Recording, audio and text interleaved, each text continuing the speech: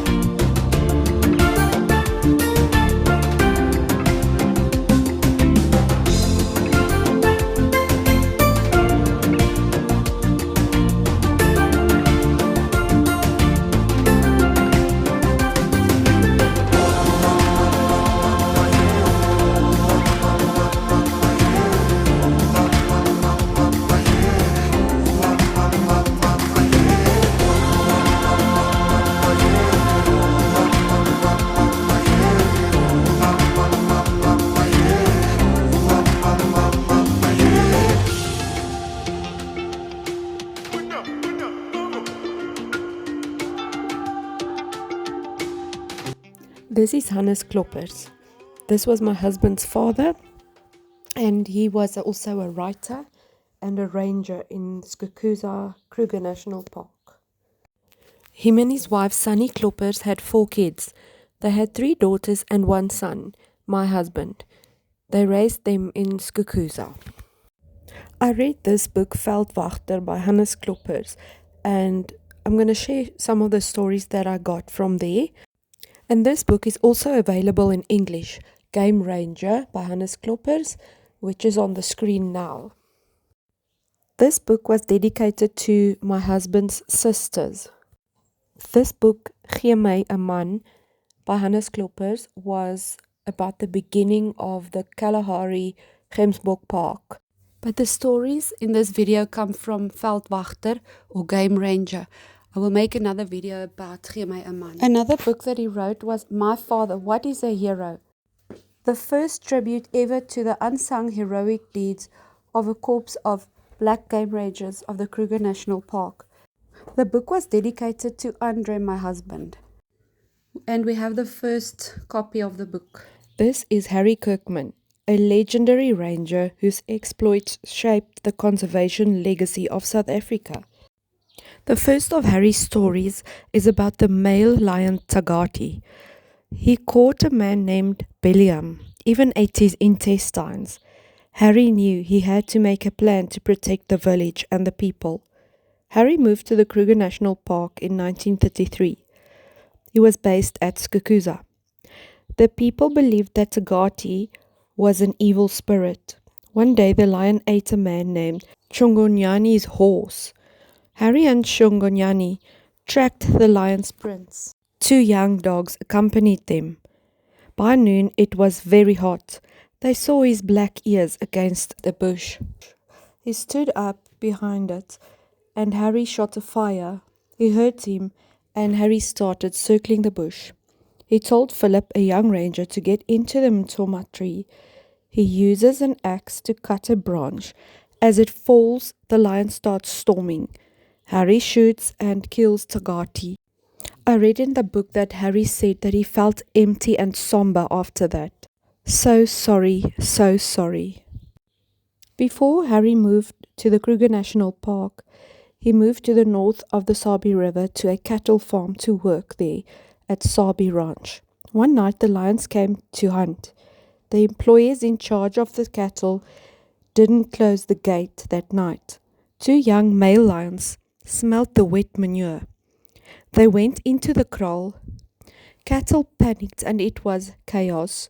The lions killed 2 cows and the rest started running. They got out of the kraal and ran all over the farm. The employees, Malunzane and Francisco, woke up. They saw the drama and couldn't do anything. The lions just killed and killed the cattle. They left it and killed another, without even eating. 8 cows later, they only had lanterns with them. Harry wakes up early morning, hearing lions roar. On his horse, he sees cattle running around, and he asks them what happened. They slaughtered, sir, they said. They went after the lions to kill them with Harry's young dog. The dog ran after a warthog, and the warthog killed the dog. The dog's name was Liuki. The warthog's tooth ripped the dog open.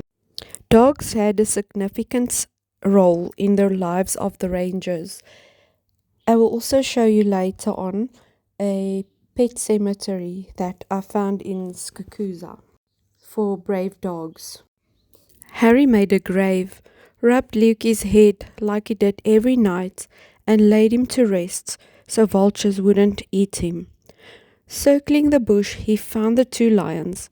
One flee and one hid behind a small bush. 30 meters and he shoots. He shoots it between the eyes. A few days later, Harry hears loud roars at his home on Toulon, the farm. Midnight, they were quiet. The next morning, they saw many paw prints outside of the kraal. 2 of the employees were looking after the cattle in the field, Simeon and Five.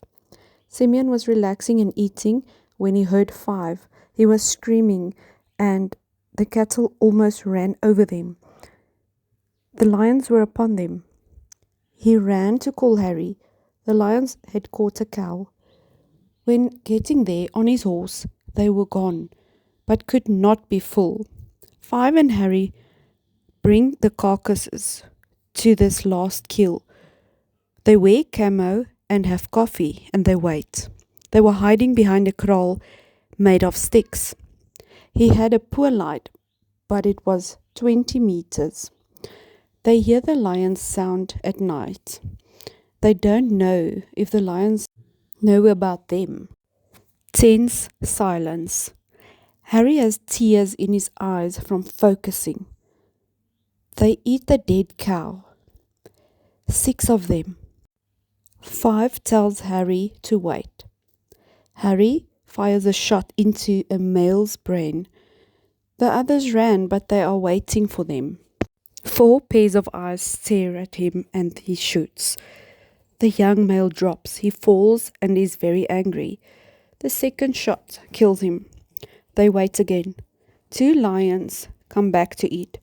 He shoots a female and she falls next to the carcass.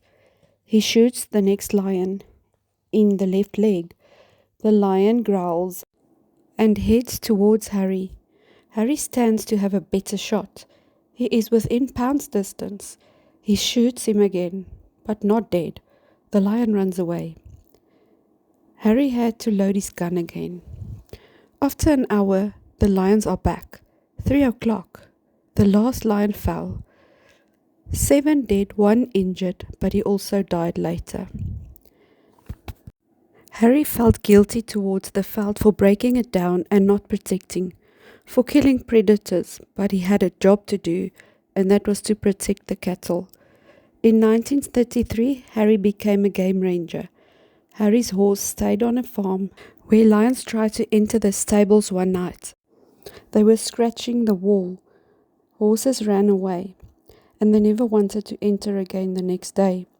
1 was killed and the other 2 were very traumatized. Next up is the one where Harry drove in his Chevy one day. He saw an old man on a bicycle. Harry stopped the car. The man said Harry should come. His wife has been taken by a lion. He threw the bike on the back of the car and rushed on a dangerous gravel road. She walked from the hut to fetch some water and the lion attacked her. She screamed. The community came out with things that make a noise. He grabbed her by the shoulder.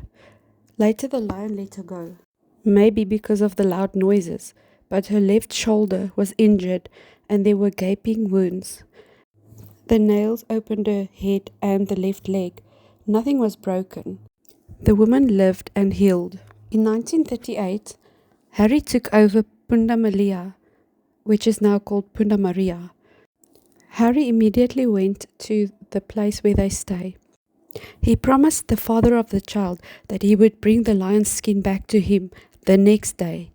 Harry and Ruby, his wife, waited in the car. At the spot that night, once Harry had malaria. He was still ill. A man came to and call had for fever. Help.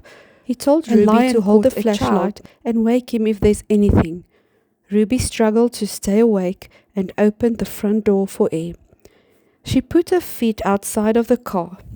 She wondered what the horrible smell could be. She wondered if it could be the ceremonial horns, but she didn't see them that day. The smell got worse. She placed a handkerchief on her nose for the smell.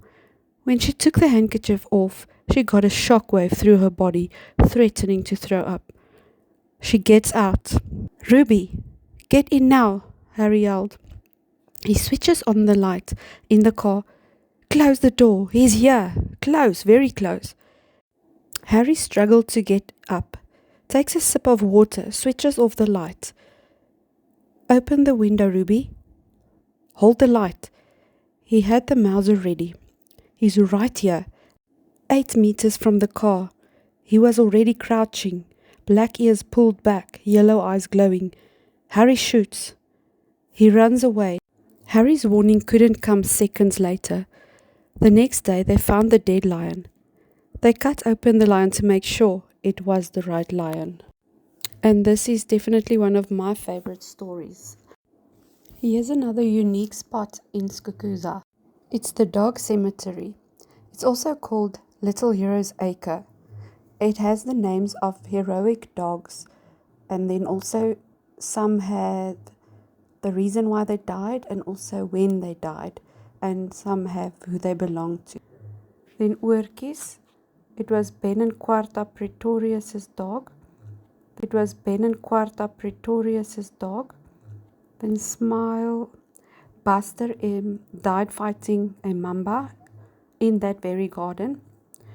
And then there's Milo. Sy het 8 fesies en 'n krokodil oorleef, die luiperd nie. So Milo survived 8 cobras and a crocodile, but was killed by the leopard. Next to Milo we have Tessa, foster mother for 3 lion cubs, dog memorial for bravery and killed by mamba rescuing Jacqueline van Graan. Then Langa and Mati, they don't have reasons. It's just saying our best friends. You can see the original gravestones where they wrote on the piece of cement or in a rock, and then it makes it also very sentimental. There's also a Wolhuter dog here. His name was Bull, and there it is.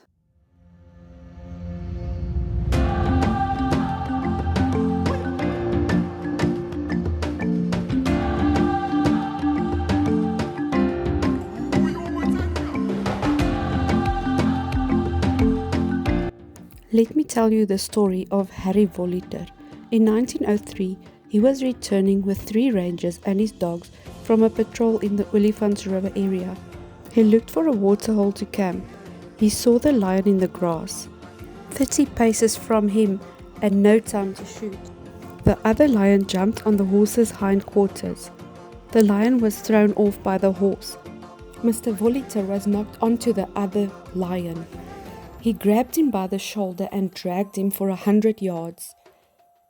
He took the knife that was still on him, stabbed him in the chest, and then in the throat, in the jugular vein. After that, he made a fire because he was afraid for the other lion to come back, because the other lion had chased after the horse. So he climbed into a tree and stayed there until the other rangers came to help. The rangers skinned the lion and brought Harry the lion's skin and its heart.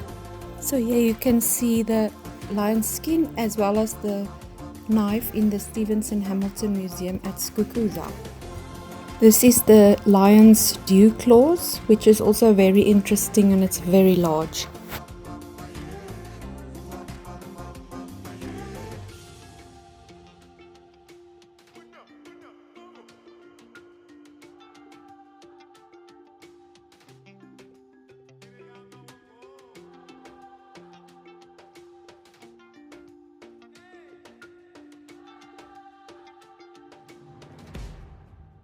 On the screen is Harry Wolhuter's book, which I think is also great to read. Hope you enjoyed the video. Like and subscribe for more.